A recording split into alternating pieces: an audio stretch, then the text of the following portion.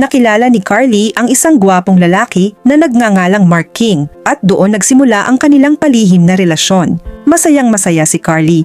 Para sa kanya, perpekto si Mark. Magaling manamit, mabait at higit sa lahat, matagumpay at kumikita ng malaki. Lumipas ang 2 buwan at para ipagdiwang ang anibersaryo nila, binigyan siya ni Mark ng isang espesyal na regalo. Pakiramdam ni Carly ay tunay siyang mahal. Hindi niya alam na may asawa pala si Mark. Ang asawa niyang si Kate ay isang payak at tahimik na babae. Palagi niyang inaalagaan ang kalusugan ni Mark kahit ayaw naman talaga nitong mamuhay ng malusog. Isang umaga bago umalis, pinapirma ni Mark si Kate sa ilang papeles, sabi niya. Simpleng dokumento lang daw para sa accounting. Naiilang si Kate dahil hindi siya marunong sa ganoon at nag-iisip pa nga siyang mag-aral para hindi na siya mahiyain sa mga ganitong bagay. Samantala, si Carly ang kabit ay isang matagumpay na abogado. Ang sekretarya niyang si Lydia ay laging nagtatanong kung bakit sobrang sipag ni Carly, gayong sa ganda niya, pwede na siyang magpakasal sa mayaman. Umamin si Carly na may boyfriend siya at ngayong gabi, ipapakilala niya ito sa kanyang ama. Kasabay noon, tumawag si Kate kay Mark para ipaalala ang lakad nila. Mabilis na nagdahilan si Mark na marami siyang trabaho at nang sabihin ni Kate na pupunta siya sa bayan para sunduin ang asawa, napilitan si Mark na kanselahin ang lahat. Hindi lang si Kate ang niloko niya. Sinabihan din niya si Carly na may sumabog na tubo sa kaniyang country house, kaya kailangan niyang pumunta roon. Naiinis si Carly dahil nangako si Mark na sasama sa hapunan kasama ang tatay niya. Ngunit nagpunta na lang siya sa restaurant mag-isa. Habang kumakain sila, ikinuwento ni Carly ang away nila ni Mark. Pinayuhan siya ni Frank, ang ama niya, na sorpresahin ang boyfriend niya. Kaya sumunod si Carly tumawag ng taxi at dumiretso sa country house ni Mark. Pero pagdating niya, hindi si Mark ang nagbukas ng pinto. Si Kate. Akala ni Carly, kasambahay ito. Pero agad niyang napagtanto ito ang asawa ni Mark.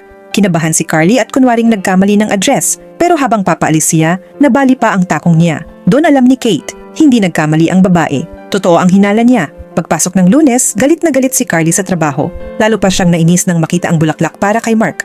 Nang tanungin siya ni Lydia, inamin niyang may asawa si Mark. Mahal niya ito, pero ayaw niyang wasakin ang pamilya ng iba at hindi niya kayang patawarin ang ganoong pagtataksil.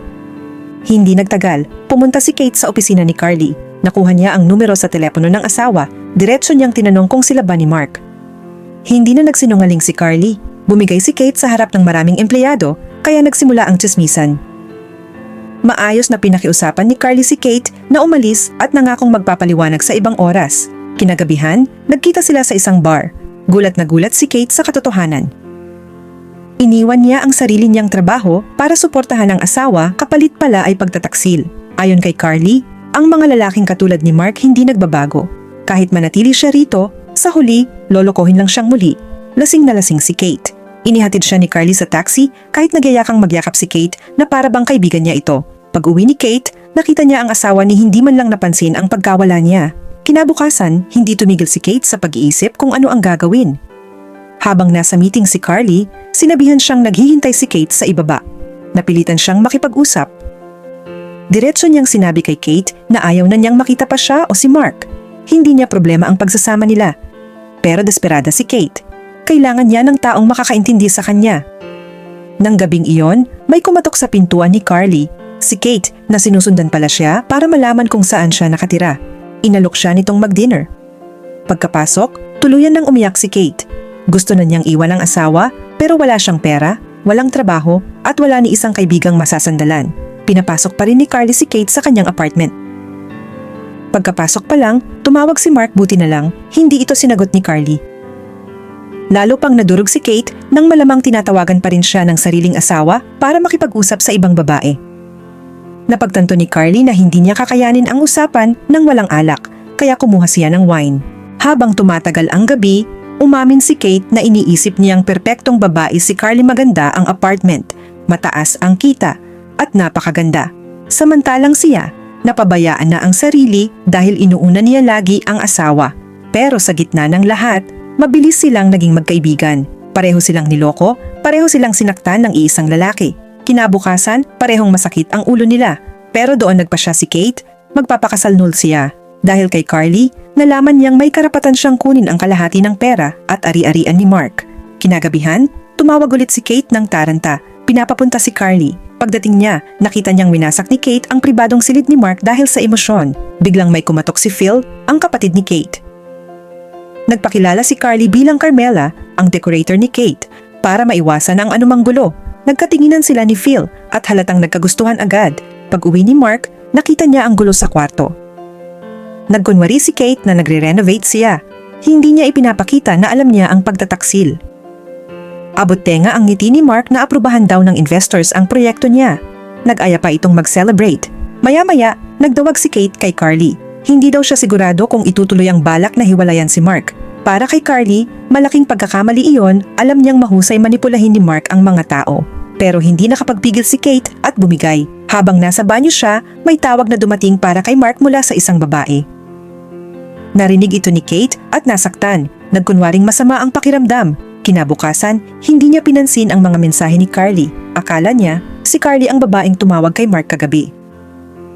Napansin ni Phil na tensyonado ang kapatid niya at doon na bumigay si Kate. Inamin niya kay Phil na si Carly ang matagal ng karelasyon ni Mark, pero may mas malala pa. Naniniwala siyang hindi talaga nakipaghiwalay si Carly kay Mark. Nagpanggap lang daw itong kaibigan para manmanan siya. Gustong-gusto siyang demaskarahin ni Kate, kaya inimbitahan niya ito sa cafe at diretsyong tinanong kung may relasyon pa sila ni Mark. Nagulat si Carly at sinabing hindi totoo iyon, hindi niya gagawin iyon kahit kailan. Doon na-realize ni Kate, may ikatlong babae pa pala si Mark. Sa isip ni Mark, wala pa ring alam ang asawa. Lumabas siya kunwari para sa business trip, pero sinundan siya ni Kate at Carly. Wala muna silang nalaman, kaya pumunta sila kay Phil para ipaalam ang plano. Maya-maya, nakita nila si Mark sa beach. Doon nila nadiskubre na may bago na naman siyang babae mas maganda pa sa kanilang dalawa. Si Carly, nakalmado buong oras, tuluyang nadurog. Nagtatakbo siya papunta sa babae, ngunit naawat siya ni Kate. Siyempre, napansin sila ng babae at nagtanong kung anong nangyayari. Pagkatapos silang kumalma, ipinaliwanag nila ang buong sitwasyon. Amber pala ang pangalan niya. Lubos siyang nasaktan, mahal din niya si Mark. Sinabi ni Amber na ang sabi ni Mark, naghain na raw siya ng diborsyo dahil niloko daw siya ng asawa. Subang nagalit si Kate nang marinig ito. Hindi alam ni Amber kung ano ang gagawin. Kalaunan, ipinakilala nila si Amber kay Phil. Habang nag-uusap sina Kate at Amber, si Carly at Phil naman ay nasa tabing dagat, nagmamasid sa alon. Tila ang dami nilang napagkakasunduan, masaya ang naging gabi nila. Naramdaman ng mga babae ang suporta ng isa't isa at nakatulong iyon para lumakas ang loob nila. Kinabukasan, inamin ni Kate ang totoo. Gusto niyang gumanti. Gusto niyang maramdaman ni Mark ang sakit na ibinigay niya. Suportado ng mga kaibigan si Kate sa kanyang paghahangad ng paghihiganti at nagpasya silang kumilos ng magkakasama mula sa araw na iyon. Sinimulan nilang ihanda ang kanilang plano. Palihim na binili ni Kate ang hormones at inilagay sa cocktail ni Mark. Nilagyan niya rin ang shampoo nito ng cream para sa pagtanggal ng buhok. Kinagabihan, nakipagkita si Mark kay Carly sa isang restaurant. Nagkunwari si Carly na pinatawad siya. Nang lumayo ito upang sagutin ang tawag sa telepono, lihim niyang nilagyan ng sangkap ang baso ni Mark. Sa kanilang usapan, binanggit niya ang diborsyo ng ama niya at kung paano hinihiling ng asawa nito ang kalahati ng pera. Ipinahiwatig ni Mark na alam niya ang paraan upang maiwasan ang panlilinlang, ngunit sumakit ang tiyan niya sa oras na iyon. Habang paalis sila, hindi na itago ni Carly ang maliit na ngiti. Hindi nakarating si Mark sa banyo sa oras, kinailangan niyang humingi sa waiter ng bagong pantalon at nagbigay pa ng pera. Pagdating sa bahay, suot niya ang maliwanag na pulang pantalon na ibinigay ng isang dumaan na hipster. Lihis ang plano ng waiter, niloko siya. Samantala, ipinakilala ni Carly ang ama niya, si Frank, kay Amber. Binanggit ni Frank na kamakailan ay naghiwalay siya sa girlfriend at agad na pukaw ang interes ni Amber. Ikinuwento rin ni Carly ang pandaraya ni Mark. Ipinaliwanag ni Frank kung paano gumagana ang mga capital preservation schemes, kung saan maaaring direktang makipag-ugnayan sa kanya ang kumpanya. Agad na nagsimula si Carly sa pag-aaral ng bagay na ito. Sa parehong gabi, iminungkahi ni Amber kay Mark na makipagkita sa isang babaeng si Dana para magsaya. Pumayag si Mark, hindi alam na si Dana ay hindi kakit-akit. Kinabukasan, napansin ni Mark na natutuklap ang buhok niya at tumitaba siya. Naguluhan at nag-alala, hindi niya maintindihan ang nangyayari at hindi niya inisip na ang asawa niya ang may gawa nito. Nagpulong muli ang mga babae upang pagplanuhan ang paghihiganti. Sa kabila ng lahat, nalungkot pa rin si Kate. Nalasing siya habang pinapanood ang mga video ng kasal nila ni Mark. Dumating si Carly at nakita ang kaibigan na naka-wedding dress na unawaan niya agad ang lalim ng emosyon ni Kate. Nagkaroon sila ng tapat na pag-uusap. Biglang umuwi si Mark ng maaga. Halos hindi nakatago si Carly. Nakita si Kate sa wedding dress, naguluhan si Mark. Halos mailantad ang plano ng paghihiganti, ngunit nang kumuha siya ng inumin, nakatakas si Carly nang hindi napapansin. Pagkatapos, lumabas sila ni Mark para sa hapunan kasama ang mga investor. Lumabas na si Kate ang may ideya sa ilan sa mga proyekto ni Mark. Maganda ang gabi. Ipinagmamalaki ni Mark ang kanyang tagumpay habang naaalala ni Kate ang mga lumang panahon na tunay siyang masaya kasama ang asawa. Kinabukasan, ibinahagi ni Carly sa kanyang mga kaibigan na nagnanakaw si Mark ng pera mula sa investors. Ngayon, nagdadalawang isip si Kate sa diborsyo, iniisip na maaaring magbago si Mark. Sinusuportahan siya ni Amber, ngunit inimbitahan ni Carly si Mark sa kape upang patunayan na mali si Kate. Nang umalis si Kate, nagulat. Nag-text si Mark kay Carly na masaya siyang makipagkita sa Biyernes. Malungkot si Carly dahil sa pagtatalo kay Kate, kaya nakipagkita siya kay Phil at ibinahagi lahat ng nararamdaman. Sinabi niya na nais lamang niya ang mabuti para kay Kate, ngunit hindi niya alam ang susunod na gagawin. Napagtanto ni Kate na hindi magbabago si Mark. Pinirmahan niya ulit ng mga papeles si Kate. Dumating si Kate kay Carly sa parehong araw. Nagyakapan at nagkapatawaran sila. Natuklasan ni Kate na plano ni Mark na pumunta sa Bahamas at nais niyang sundan ito upang ilantad ang pandaraya. Tumanggi si Carly na sumama, nais niyang kalimutan si Mark at mag-move on. Nirerespeto ni Kate ang desisyon at mananatili silang magkaibigan. Ngunit nang makita ni Carly ang pangalan ng kanyang kumpanya sa dokumento ni Mark, nagbago ang isip niya. Hindi inaasahan ni Kate na susundan siya ni Carly at Amber sa Bahamas. Ipinaliwanag ni Carly na bilang CEO ng kumpanya ni Mark, si Kate ang mananagot kung maibubunyag ang pandaraya. Hindi alam ni Kate ito at nangako si Carly na ayusin ang sitwasyon. Kailangan lang nilang alamin kung saang bangko ginagawa ni Mark ang mga transfer. Nag-organisa ng stakeout ang mga kaibigan. Sinundan nila si Mark habang nakikipagkita sa isa pang babae, hindi alam ni Mark na siya ay binabantayan ng mga niloko niya. Natuklasan nila ang bangko na kanyang ginagamit. Nang gabing iyon, dumalo sila sa party. May isang gwapong lalaki na nag-anyaya kay Kate na sumayaw. Samantala, inamin ni Amber kay Carly na may bagong manliligaw siya marahil ang kanyang soulmate. Kinabukasan ng umaga, itinapon ni Kate ang singsing ng kasal sa dagat. Pinanood ni Carly proud sa kaibigan. Nagkaisa ang tatlong babae upang ipatupad ang kanilang plano. Determinado, pumasok si Kate sa bangko. Pagkatapos, dumating si Mark para tapusin ang deal. Hindi inasahan na makikita si Kate, Carly at Amber na magkasama. Ipinahayag ni Kate na gusto niyang magdiborsyo.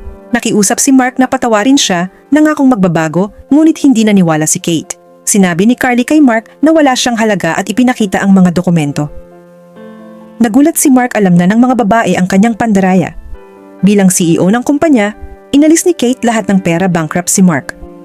Dumating ang investor na nakakita na sa dokumento, pinaalis si Mark at sinabi na malaya siya lamang dahil ibinalik ni Kate ang pera.